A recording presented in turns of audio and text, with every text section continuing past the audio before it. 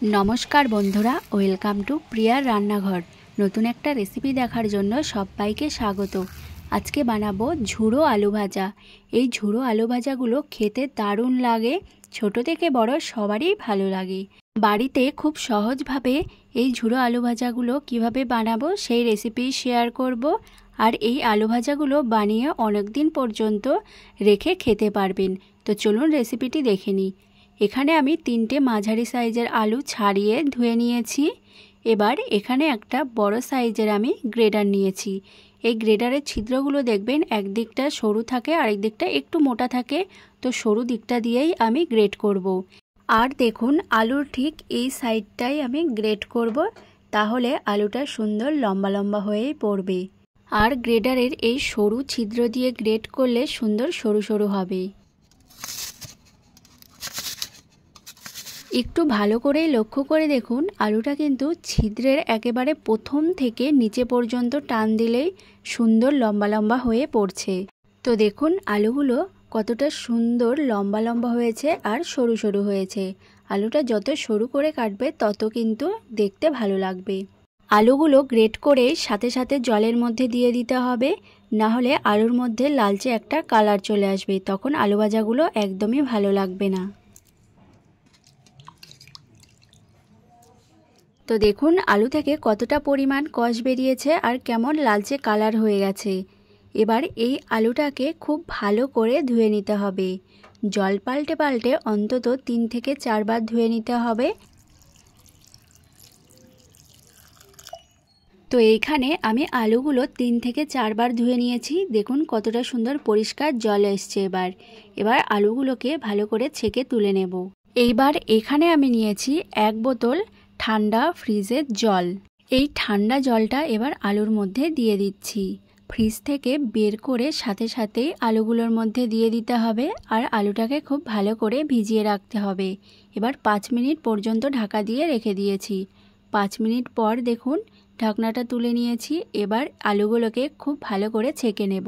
তার জন্য এখানে একটা প্লাস্টিকের ঝুড়ি নিয়েছি। ঝুড়িতে আলুগুলো দিয়ে দিচ্ছি যাতে জলটা ভালো করে ঝরে যায়। আলু থেকে জলটা খুব ভালো করে ঝরে গেলে এখানে আমি নিয়েছি একটা সুতির কাপড়। এবার এই সুতির কাপড়ের মধ্যে আলুগুলো ছড়িয়ে দিচ্ছি যাতে আলুগুলোর ওপরের জলটা খুব সুন্দরভাবে শুকিয়ে যায়। আর ফ্যানের নিচে দিয়ে শুকোতে হবে, তাহলে একটু তাড়াতাড়ি শুকিয়ে যাবে। তবে হ্যাঁ, রোদে কিন্তু দেওয়া যাবে না, তাহলে একদমই আলু ভাজাগুলো ভালো হবে না। ফ্যানের নিচে দিয়েই ভালো করে শুকিয়ে নিতে হবে। তো দেখুন এখানে কিন্তু আলুটা খুব সুন্দরভাবে শুকিয়ে গেছে, হাতে একদমই জল লাগছে না। এইবার আলুগুলো তুলে নিচ্ছি একটি বাটিতে। এইদিকে লোহার কড়াইয়ে আমি কিছুটা তেল গরম হতে দিয়েছি। এবার তেলের মধ্যে দিয়ে দিচ্ছি লবণ। লবণটা আমি এখনই দিয়ে দিয়েছি, পরে আর আলু ভাজায় লবণ ইউজ করব না। এবার তেলটা ভালো মতো গরম হয়ে গেলেই তেলের মধ্যে আলুগুলো ছেড়ে দিচ্ছি।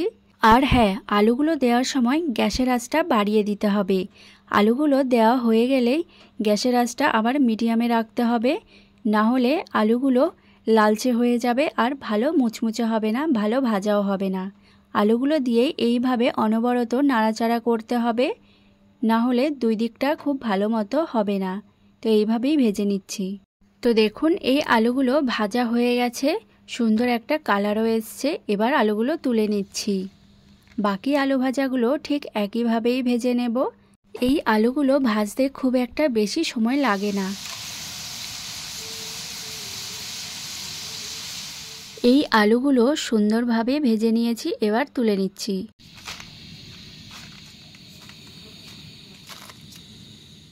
তো এইখানে সবগুলো আলু সুন্দরভাবে ভেজে নিয়েছি। এবার ওই একই তেলেই আমি কিছুটা বাদামও ভেজে নিচ্ছি। তো দেখুন বাদামগুলো ভাজা হয়ে গেছে, এর থেকে বেশি আর ভাজবো না। এবার তুলে আলু ভাজার ওপরে দিয়ে দিচ্ছি। এখানে চাইলে আপনারা কিছুটা শুকনো লঙ্কা আর কারি পাতাও দিতে পারেন, তাহলেও ভালো লাগবে। তো দেখুন আলু ভাজাগুলো কতটা মুচমুচে হয়েছে। বাড়িতেই এরকম মুচমুচে ঝুড়ো আলু ভাজাগুলো খুব সহজভাবেই বানিয়ে নিতে পারবেন। আর এই আলু ভাজাগুলো একবার বানিয়ে অনেক দিন পর্যন্ত রেখে খেতেও পারবেন।